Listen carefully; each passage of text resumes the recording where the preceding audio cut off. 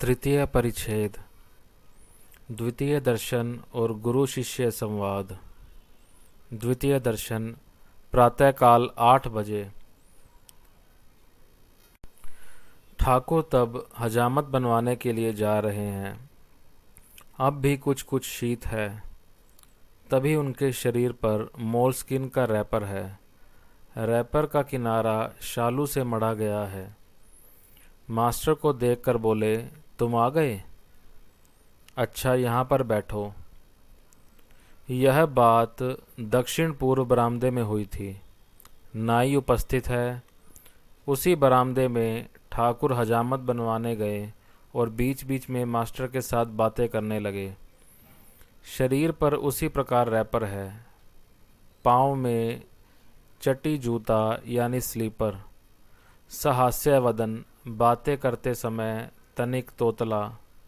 Shri Ram Krishna master के प्रति, हाँ जी, तुम्हारा घर कहाँ है? मास्टर जी, कलकत्ता में। श्री राम कृष्ण, यहाँ पर कहाँ आए हो? मास्टर, यहाँ पर बराह नगर में बड़ी दीदी के घर आया हुआ हूँ, ईशान कविराज के मकान में। श्री राम कृष्ण, ओ, ईशान के घर। केशव चंद्र और माँ के निकट ठाकुर का क्रंदन। श्री राम कृष्ण, हाँ जी। केशव कैसा है? बड़ा बीमार हुआ था। मास्टर, मैंने भी सुना तो था, अब शायद ठीक है। श्री राम कृष्ण, मैंने फिर केशव के लिए माँ के निकट नारियल और चीनी की मन्नत मानी थी। पिछली रात को नींद टूट जाती थी और माँ के पास रोया करता और कहता, माँ, केशव का रोग ठीक कर दो। केशव के ना रहने पर मैं कलकत्ता जाकर किसके संग बातें करूँगा। तभी डाब चीनी मानी थी। अच्छा, कुक साहब नामक का एक जन आया था। वह क्या लेक्चर देता था। मुझे केशव जहाज में ले गया था। कुक साहब भी था। मास्टर जी, मैंने सुना तो था, किंतु मैंने उनका लेक्चर नहीं सुना है। मैं उनके विषय में विशेष नहीं जानता। श्री राम कृष्ण, प्रताप का भाई आया था। यहाँ पर कई दिन तक था। काज कर्म नहीं, कहता था मैं यहाँ पर रहूँगा। सुना स्त्री पुत्र कन्या सबको ससुराल में छोड़ आया है। बहुत से बच्चे हैं। मैंने डांटा, देखो तो लड़के बच्चे हुए हैं, उन्हें क्या फिर उस मोहल्ले के लोग खिलाएंगे पिलाएंगे, बड़ा करेंगे? लज्जा नहीं आती कि स्त्री बच्चों को कोई और खिलाता है और उन्हें ससुराल में डाल रखा है? मैंने खूब डांटा और काजकर्म खोजने के लिए कहा। तब फिर कहीं यहाँ से जाने को हुआ। चतुर्थ परिच्छेद मास्टर का तिरस्कार और उनका अहंकार चूर्णकरण। श्री राम कृष्ण मास्टर के प्रति, तुम्हारा विवाह हो गया क्या? मास्टर जी हाँ। श्री राम कृष्ण सिहर कर, ओरे रामलाल, अरे इसने तो विवाह कर डाला। मास्टर घोरतर अपराधी की न्यायी अवाक हुए अवनत मस्तक चुप किए बैठे रहे। सोचने लगे, विवाह करना क्या इतना बड़ा दोष है? ठाकुर ने फिर और पूछा, क्या तुम्हारे बच्चे हुए हैं? मास्टर की छाती धक धक करती है। डर डर के बोले, जी हाँ, बच्चे हुए हैं। ठाकुर फिर और आक्षेप करते हुए कहते हैं, अरे बच्चे भी हो गए हैं। तिरस्कृत होकर वे स्तब्ध हो गए। उनका अहंकार चूर्ण होने लगा। कुछ क्षण पश्चात ठाकुर श्री राम कृष्ण फिर और कृपा दृष्टि करके सस्नेह कहने लगे, देखो तुम्हारा लक्षण अच्छा था। मैं मस्तक यानी कपाल, चक्षु आदि देखने से पहचान सकता हूँ। अच्छा, तुम्हारी पत्नी कैसी है? विद्या शक्ति है कि अविद्या शक्ति? मास्टर जी, भली है किंतु अज्ञान है। श्री राम कृष्ण विरक्त होकर, और तुम ज्ञानी? ज्ञान किसे कहते हैं और अज्ञान किसे कहते हैं, वे अब तक भी जानते नहीं हैं। अब तक इतना ही जानते हैं कि लिखना पढ़ना सीख लेना और पुस्तक पढ़ सकना ही ज्ञान है। यह भ्रम पीछे दूर हुआ था जब सुना कि ईश्वर को जानने का नाम है ज्ञान, ईश्वर को ना जानने का नाम ही है अज्ञान। ठाकुर ने कहा, तुम क्या ज्ञानी? मास्टर के अहंकार को फिर और विशेष आघात लगा।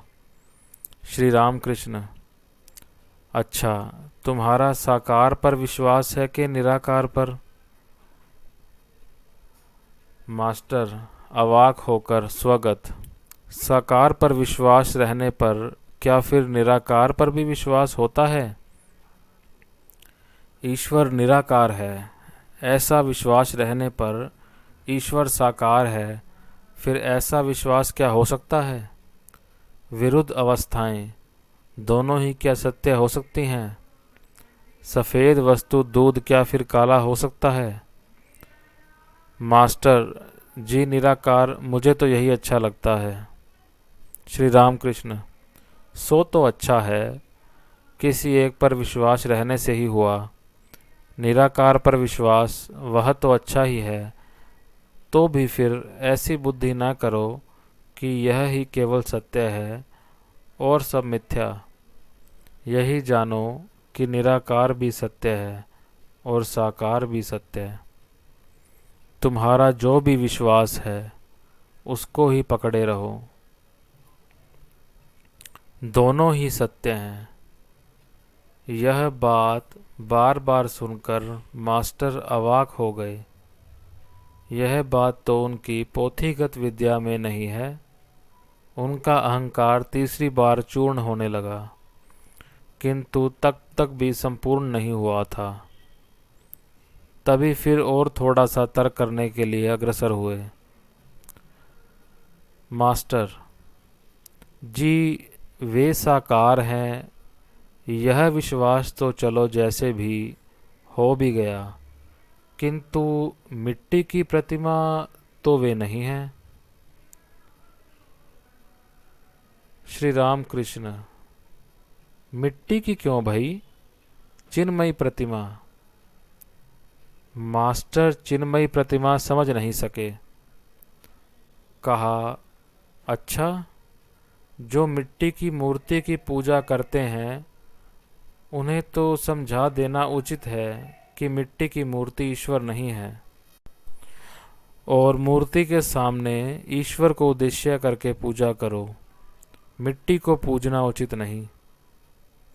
श्री राम कृष्ण विरक्त होकर, तुम कलकत्ता के लोगों का यही एक है, केवल लेक्चर देना और समझा देना। अपने को कौन समझाए, यह निश्चय नहीं। तुम कौन हो समझाने वाले? जिनका जगत है वे समझाएंगे, उन्होंने इस जगत को रचा है। चंद्र, सूर्य, ऋतु, मनुष्य, जीव जंतु बनाए हैं। जीव जंतुओं के आहार का उपाय पालन करने के लिए माँ बाप बनाए हैं, माँ बाप का स्नेह बनाया है, वे ही समझाएंगे। उन्होंने इतना किया है, फिर यह उपाय नहीं करेंगे? यदि समझाना आवश्यक होगा तो वे ही समझा देंगे, वे तो अंतर्यामी हैं। यदि वैसी मिट्टी की मूर्ति की पूजा करने में कुछ भूल रहती है तो वे क्या जानते नहीं कि उन्हें पुकारा जा रहा है? वे उसी पूजा से ही संतुष्ट होते हैं। उसके लिए तुम्हारे सिर में व्यथा क्यों? तुम वही चेष्टा करो जिससे कि तुम्हें स्वयं ज्ञान हो, भक्ति हो। इस बार मास्टर का अहंकार शायद पूरी तरह चूर्ण हो गया। वे विचार करने लगे, ये जो कह रहे हैं वही तो ठीक। मुझे समझाने जाने की क्या आवश्यकता है? मैंने क्या ईश्वर को जान लिया है? ना ही मेरी उनके ऊपर भक्ति हुई है। आपने छूते स्थान पाए ना शंकरा के डाके। अपने लेटने का तो स्थान नहीं मिला, शंकर को पुकारना। जानना नहीं, सुनना नहीं, दूसरों को समझाने के लिए चल पड़ना बड़ी ही लज्जा की बात है और हीन बुद्धि का कार्य है। यह क्या गणित है अथवा इतिहास या साहित्य है कि अन्य को समझाएंगे? यह तो है ईश्वर तत्व। ये जो बातें कह रहे हैं मन में खूब लग रही हैं। ठाकुर के साथ उनका यही प्रथम और अंतिम तर्क। श्री राम कृष्ण। तुम मिट्टी की प्रतिमा की पूजा का कह रहे थे। यदि मिट्टी की होती है तो उस पूजा का भी प्रयोजन है। नाना प्रकार की पूजाओं का आयोजन ईश्वर ने ही किया है। जिनका जगत है उन्होंने ही समस्त बनाया है अधिकारी भेद से। जिसके पेट जो सहन होता है माँ उसी प्रकार के भोजन का बंदोबस्त करती है। एक माँ के 5 बच्चे हैं। घर में मछली आई है। माँ मछली के नाना प्रकार के व्यंजन तैयार करती है। जिसके पेट को जो सही लगता है सहा जाता है। किसी के लिए मछली का पुलाव, किसी के लिए मछली का अम्बल, मछली की चड़चड़ी, तली हुई मछली सब बनाती है। जो भी जिसको पसंद हो, जो भी जिसके पेट को सहन हो। समझ गए?